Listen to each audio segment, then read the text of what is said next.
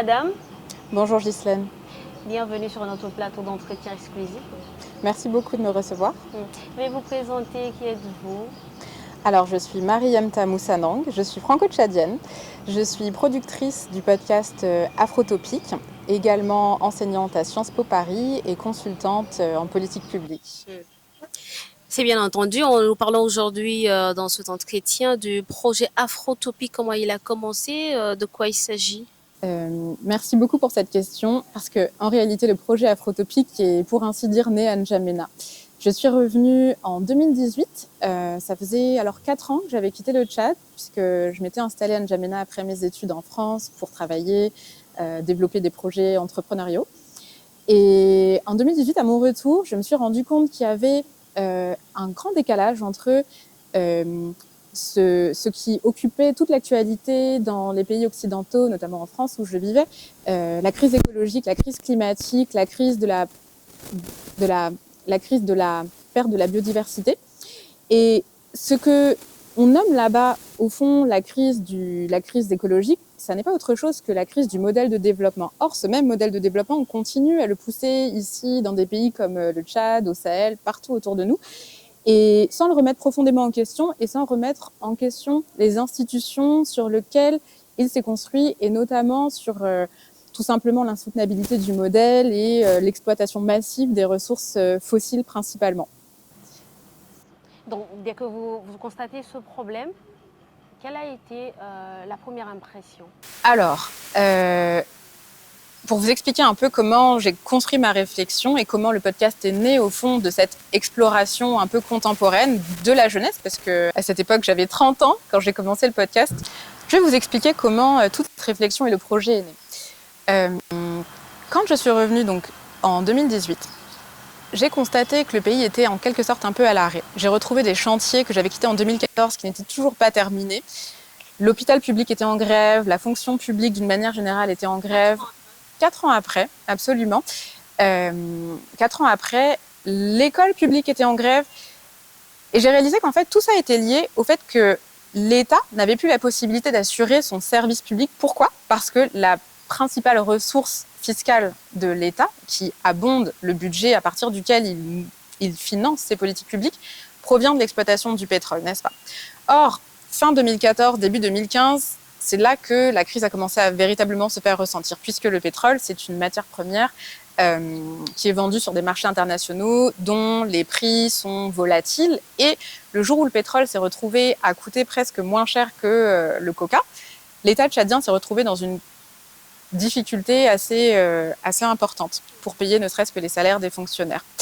Et quand vous réfléchissez à ça, vous vous dites que mais comment se fait-il qu'une ressource que potentiellement nous sommes censés garder sous terre, puisque le dérèglement climatique est lié à la combustion des énergies fossiles dans l'atmosphère, si le modèle économique de l'État tchadien, hérité du système colonial, est toujours basé sur l'exploitation et le commerce international et, disons, la rente commerciale tirée de l'exploitation des ressources minières, il y a quelque chose qui ne va pas.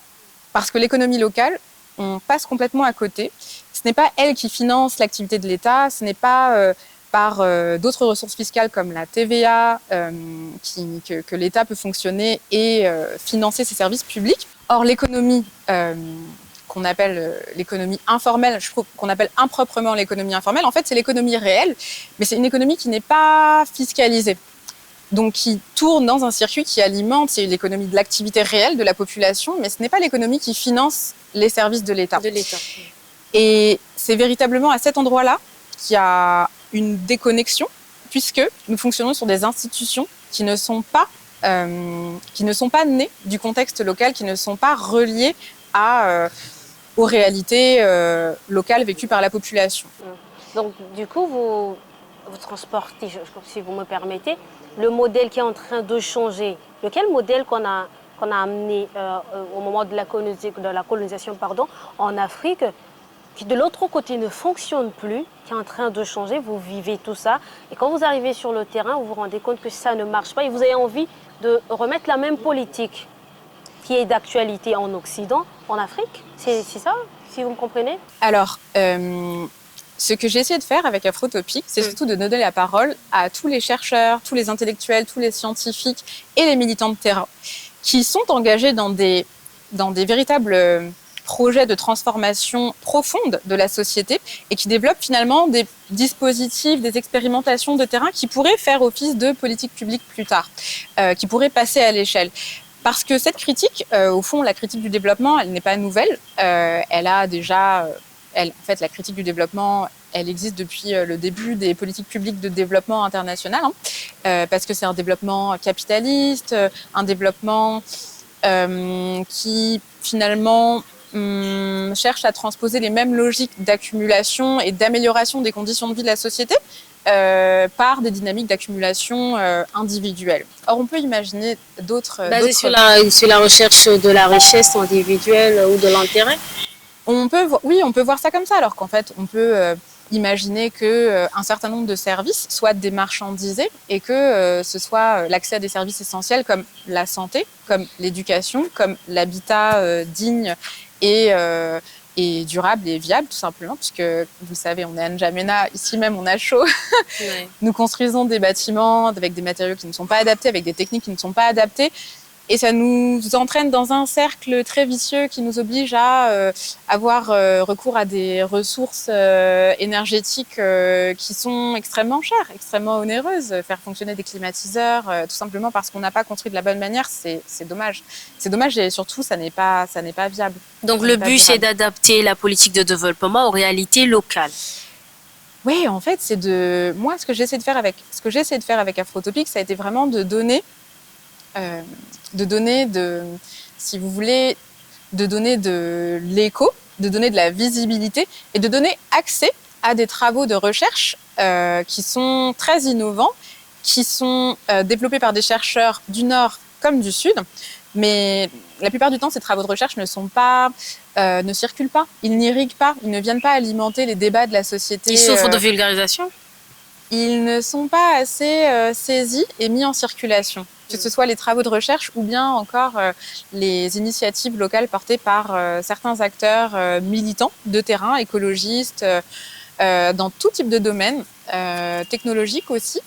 Et c'est vraiment dommage. Donc l'idée d'Afrotopic, ça a été de découvrir déjà d'une part pour moi-même la richesse de tout ce patrimoine qui était là, qui existait, et d'essayer de mettre en circulation ces ressources et la connaissance et de le partager au plus grand nombre parce que le podcast Afrotopic est accessible gratuitement sur toutes les plateformes d'écoute et il existe également des versions vidéo de certaines séries. Je pense notamment à la série Afrique Critique qui est en cours de diffusion actuellement en partenariat avec la chaîne YouTube Histoire Crépue. C'est vraiment super.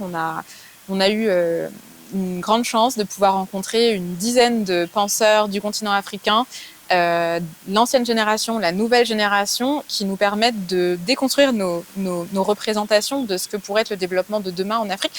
Et ce qui est important, c'est de comprendre qu'en réalité, la crise écologique, qui est mondiale, globale, elle vient remettre tout le monde sur la même ligne de départ. L'Afrique n'est pas en retard. En fait, l'Afrique est peut-être même en avance parce que nous ne sommes pas contraints par les mêmes institutions et les mêmes infrastructures d'organisation de la société, que ce soit le travail, la protection sociale, tout ça. En fait, nous, on peut le réinventer et le construire de manière beaucoup plus endogène et adaptée à partir des réalités que nous vivons et des problématiques que rencontre la population. Donc, c'est plutôt un programme de recherche populaire, créative, innovante qui doit naître aujourd'hui. Et vous travaillez uniquement avec des chercheurs africains, des savants africains ? Alors non, je ne travaille pas qu'avec des chercheurs africains ni des intellectuels africains. Je me suis aussi beaucoup... j'ai été amenée à travailler avec des chercheurs européens, français, internationaux. J'ai notamment produit une série de podcasts pour l'École normale supérieure à Paris qui s'appelle Modernité africaine. Et dans cette série, ce sont 12 chercheurs qui sont à la fois d'Afrique et d'Europe, beaucoup de chercheurs français du CNRS, de l'IRD, l'Institut de recherche pour le développement, d'universités de Suisse, de Belgique. Qui sont des chercheurs spécialisés en études africaines et qui développent des approches très pertinentes pour penser un peu différemment les problématiques auxquelles nous sommes confrontés et outiller les nouvelles générations. Ça fait combien de temps que le projet Afrotopic dure? Alors Afrotopic, je l'ai créé en 2019.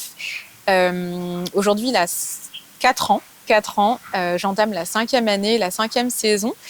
J'espère que ce sera une belle saison et j'aimerais la terminer avec un grand festival Afrotopic pour réunir des chercheurs africains, mais aussi du Sud global, à Paris pendant quelques jours au printemps 2024.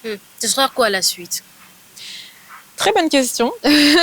Très bonne question, Ghislaine. La suite, écoutez, je pense que ce qui se dessine, c'est que le podcast évolue vers un modèle plutôt d'agence parce que Afrotopic, c'est une sorte de programme d'éducation populaire, de partage de savoir ouvert. Ça a duré déjà 4 ans. Moi, j'ai l'impression d'avoir finalement compris un certain nombre de choses et de savoir maintenant comment m'orienter.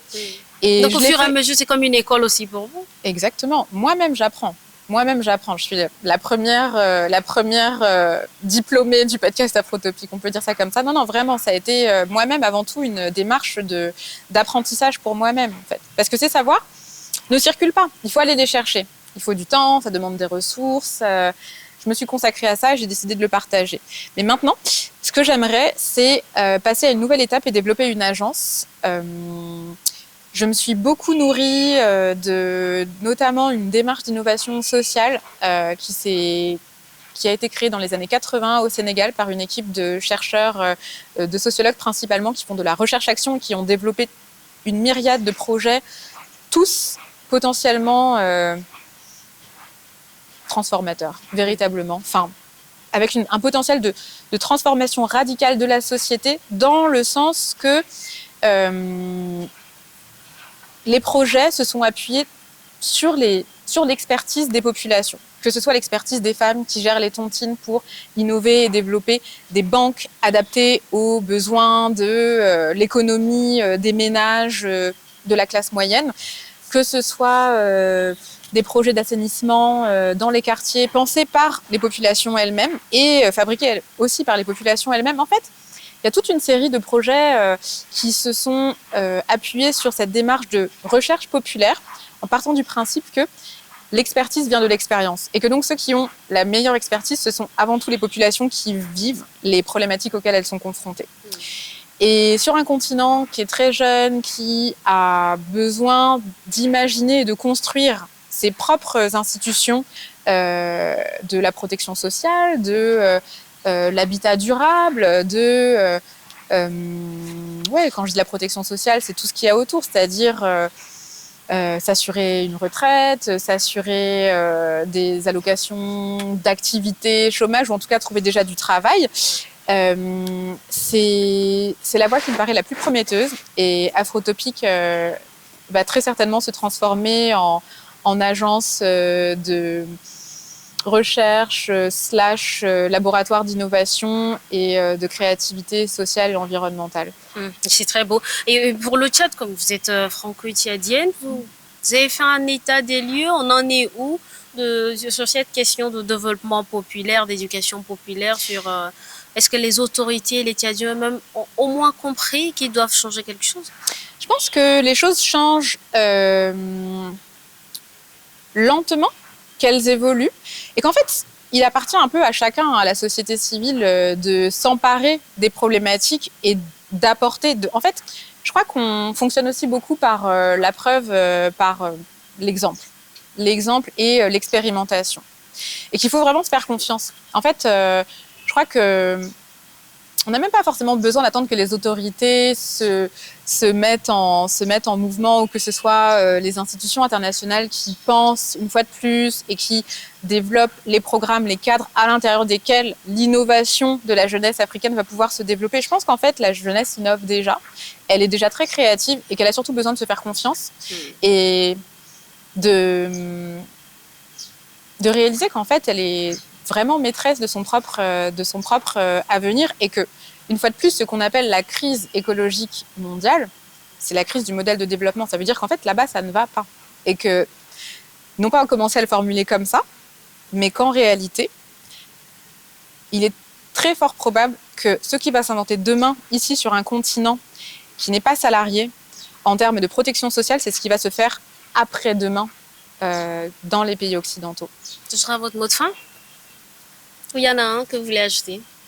Je vais ajouter que j'espère que le premier laboratoire d'expérimentation et d'innovation sociale que je vais développer avec Afrotopic Creative Lab, c'est sans doute comme ça que ça s'appellera, ça pourra être ici au Tchad, à N'Djamena. Très intéressant. Et bon vent. Merci beaucoup à vous. Merci à vous. Merci.